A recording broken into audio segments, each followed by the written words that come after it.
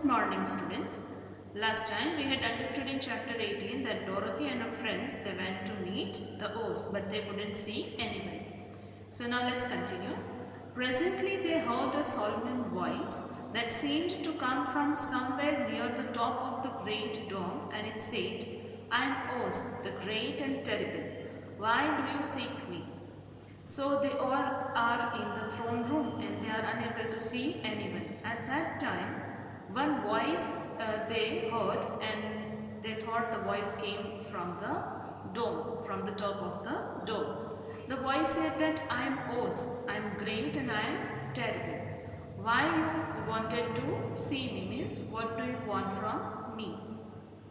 They looked again in every part of the room and then, seeing no one, Dorothy asked, "Where are you?" So now Dorothy and her friends, they were looking around and they were not able to see anyone. So Dorothy asked, "Where are you?" "I'm everywhere," answered the voice. "But to the eyes of people, I am invisible. I'll now seat myself upon my throne, so that you may converse with me." So that voice means the Oz. He answers that I'm everywhere, but I'm invisible to people. I'm present everywhere, but no one can see me. Then he says that now I'll sit on my throne so that you all can have talk with me. Indeed, the voice seemed just then to come straight from the throne itself. So they walked towards it and stood in a row while Dorothy said, "We have come to claim our promise, Oz." So afterwards what happens? It seems as if the voice was coming from the throne. So all Dorothy and her friends, all of them, they went to the near the throne and they started talking.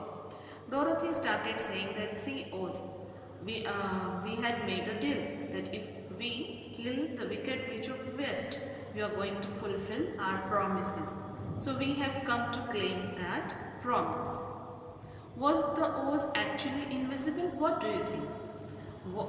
Oz was really invisible? "What promise?" asked the Oz.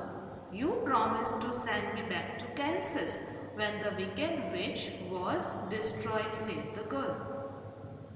So now Oz is asking, what promise you are talking about? And Dorothy says that, "See, you had made a promise to me that you'll send me back to Kansas if I destroyed that wicked witch." Then Scarecrow is saying, "And you promised to give me brains," said the Scarecrow. "And you promised to give me a heart," said the Tin Woodman. "And you promised to give me courage," said the Cowardly Lion. So Scarecrow is telling Oz that you had promised me to give brain. Then Tin Woodman says that you had promised me a heart. And Cowardly Lion says that you had promised me courage, that you are going to give me courage. "Is the wicked witch really destroyed?" asked the voice. Dorothy thought that it trembled a little.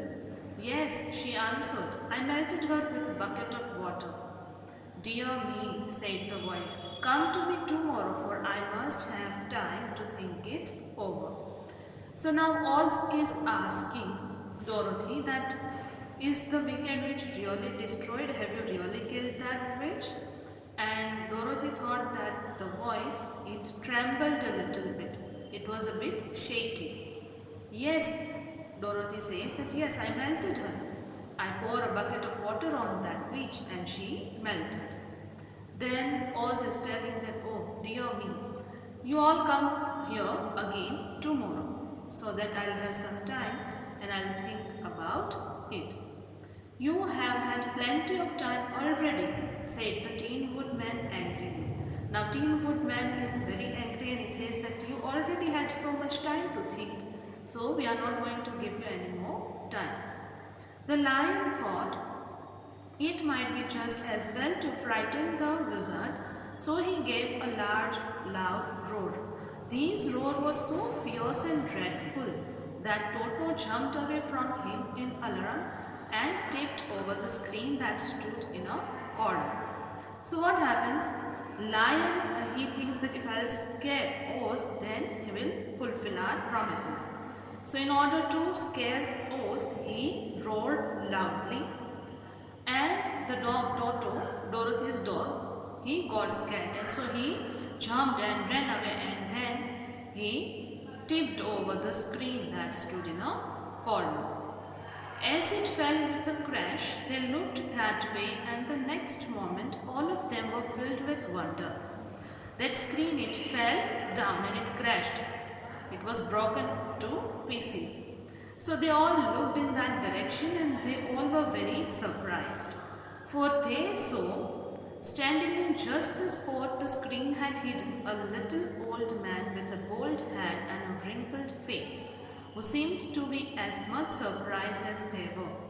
The Tin Woodman, raising his axe, rushed towards the little man and cried out, "Who are you?" So, what did they all see? They all saw that a little old man, whose face was wrinkly and had a bald head, was standing there.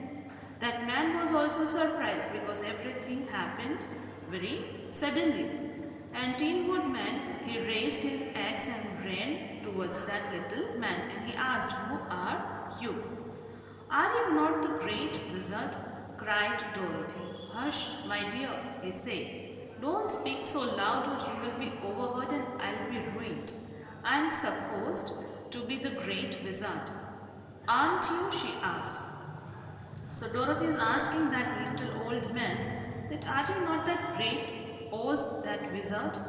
So that little old man is saying, "Hush, don't speak loudly, otherwise someone will hear this and I'll be ruined," means my secret will be revealed to everyone.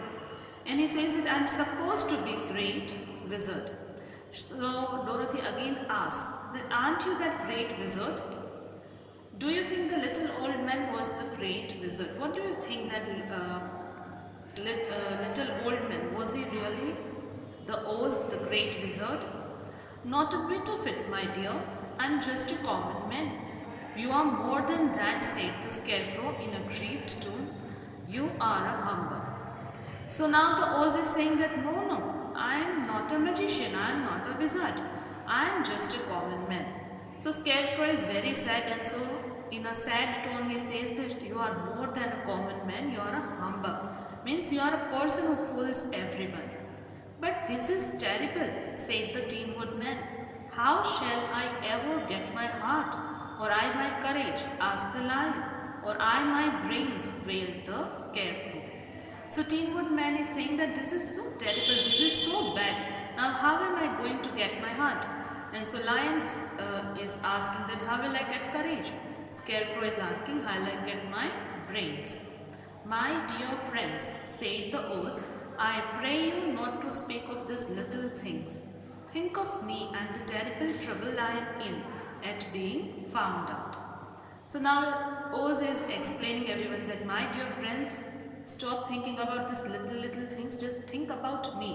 I am in such a big trouble that I may got found out any time." "Doesn't anyone else know you are a humbug?" asked Dorothy. "No one knows it but you four and myself," replied the Oz. Dorothy is asking that, "Nobody knows about this? Is there anyone who knows?" So Oz is saying that, "No, you four know this secret and I also know it.